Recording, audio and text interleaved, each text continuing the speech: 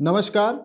UP की बात मनीष के साथ में आपका बहुत स्वागत है। आप देख रहे हैं बोले भारत और आज के इस खास एपिसोड में हम इस बात की चर्चा करेंगे कि भाजपा नेतृत्व आखिर ऐसे कैसे फैसले ले रहा है जिसकी भनक न तो किसी पत्रकार को लग रही है, जिसके कयास न तो कोई जानकार लगा पा रहे हैं और जिन व्यक्तियों को इन पदों पर बैठाया जा रहा है, उन्हें भी ख्वाब में कभी ये नहीं आया होगा कि उन्हें ये कुर्सी मिल सकती है। आज इसी मसले का पोस्टमार्टम करेंगे। भारतीय जनता पार्टी का शीर्ष नेतृत्व पिछले कई सालों से अपने फैसले से लोगों को चौंकाता रहा है।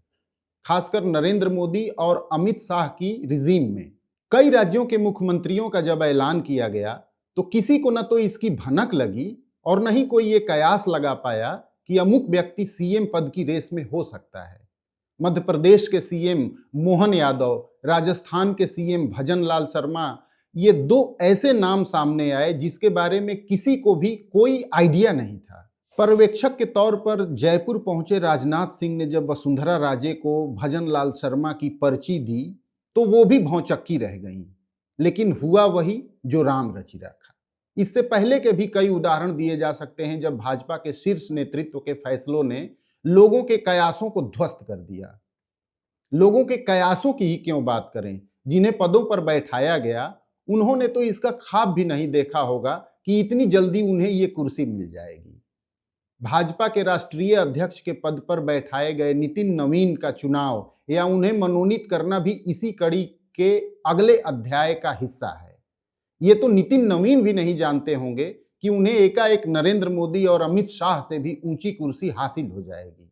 वे तो बिहार सरकार में मंत्री थे और अपने कामकाज में व्यस्त थे। पार्टी के राष्ट्रीय अध्यक्ष की कुर्सी इतनी जल्दी उन्हें मिल जाएगी, ये उनके मन में कभी ख्याल भी नहीं आया होगा, लेकिन ऐसा हुआ। जानकारों का मानना है कि भाजपा का शीर्ष नेतृत्व और यहां तक कि राष्ट्रीय स्वयंसेवक संघ भी ये चाहता है कि पार्टी बूढ़ी न लगे। नौजवानों को आगे करने के पीछे इसी मंशा को बताया जा रहा है। देश के कई भाजपा शासित राज्यों के मुख्यमंत्री 50 साल की उम्र के आसपास हैं। ऐसा साफ दिख रहा है कि भारतीय जनता पार्टी नौजवानों के हाथों में पार्टी का भविष्य सौंप रही है। नितिन नवीन के साथ ही एक और फैसला लिया गया जो इस थ्योरी को थोड़ा धूमिल कर रहा है। इसकी चर्चा भी हो रही है। यूपी में भाजपा के अध्यक्ष पद पर पंकज चौधरी को आसीन किया गया है। उनकी गिनती सीनियर नेताओं में की जाती रही है। प्रदेश की राजनीति में वे कभी सक्रिय नहीं दिखे। हालांकि वे पिछले कई दशकों से लगातार सांसद रहे हैं, लेकिन प्रदेश की राजनीतिक जमीन पर उनके पदचिन्ह खास नहीं दिखे हैं। तो फिर दोनों मामलों में बेसिक अंतर क्या है और इसकी इतनी चर्चा क्यों हो रही है? पहले अंतर के बारे में आपको बताते हैं। नितिन नवीन जो कि एक राज्य की राजनीति में सक्रिय थे, उन्हें अचानक से केंद्र की राजनीति में ले आया जाता है और केंद्र की राजनीति में अब तक सक्रिय रहे पंकज चौधरी को राज्य की राजनीति में ले आया जाता है। ये सिर्फ एक अंतर नहीं है, बल्कि दोनों की उम्र को देखा जाए तो ये साफ हो जा रहा है कि किस तरीके से भाजपा सिर्फ नौजवानों को पार्टी की कमान उनके हाथों में नहीं सौंप रही है, बल्कि अन्य समीकरण भी उसके दिमाग में चल रहे हैं। नितिन नवीन महज 46 साल के हैं, लेकिन पंकज चौधरी का जन्म 1964 का है, यानी वो 61 साल के हैं, एक सीनियर सिटीजन। तो फिर पार्टी के इन फैसलों को देखकर पुख्ता तौर पर तो ये कहा ही जा सकता है कि पार्टी नौजवानों के हाथ में तो कमान दे रही है, लेकिन अन्य राजनीतिक समीकरणों को भी ध्यान में रख रही है। यूपी देश का सबसे बड़ा राज्य है और केंद्र में सरकार बनाने के लिए जिम्मेदार भी है। तो फिर क्या पार्टी आला कमान ने इतने अहम राज्य में एक सीनियर सिटीजन को क्यों प्रदेश अध्यक्ष बनाया? इसके कितने कारण होंगे ये तो बस कयासों से ही समझा जा सकता है, लेकिन इतना तो तय है कि राज्य की राजनीति और केंद्र की राजनीति में बहुत फर्क होता है। केंद्र की राजनीति में छत्रपों का पनप पाना बहुत मुश्किल होता है, जबकि राज्य की राजनीति में इनका उदय एक सामान्य घटना होती रही है। ऐसे में पार्टी के बीच में कोई फूट न पड़े, कोई नई आवाज बुलंद न हो सके, इसके लिए भी पार्टी आला कमान ने एक सीनियर लीडर को इसकी कमान सौंपी होगी।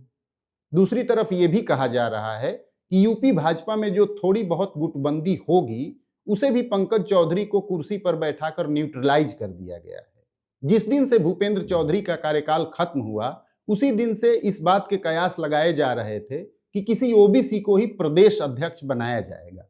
भाजपा के गुट की तरफ से स्वतंत्र देव सिंह का नाम आगे किया जा रहा था।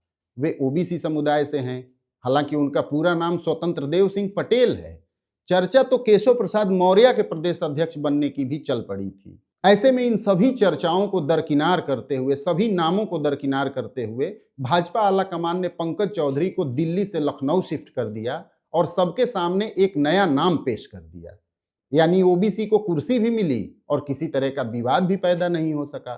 स्वतंत्र देव सिंह पटेल हो या फिर केशव प्रसाद मौर्य, दोनों की अलग खेमेबंदी तो गाहे बगाहे प्रदेश की राजनीति में दिखती ही रहती है। ऐसे में भाजपा के शीर्ष नेतृत्व ने ऐसा दांव चला कि सांप भी मर गया और लाठी भी नहीं। यूपी की बात मनीष के साथ में एक ताजा एपिसोड के साथ हम फिर हाजिर होंगे। तब तक के लिए मुझे दीजिए इजाजत।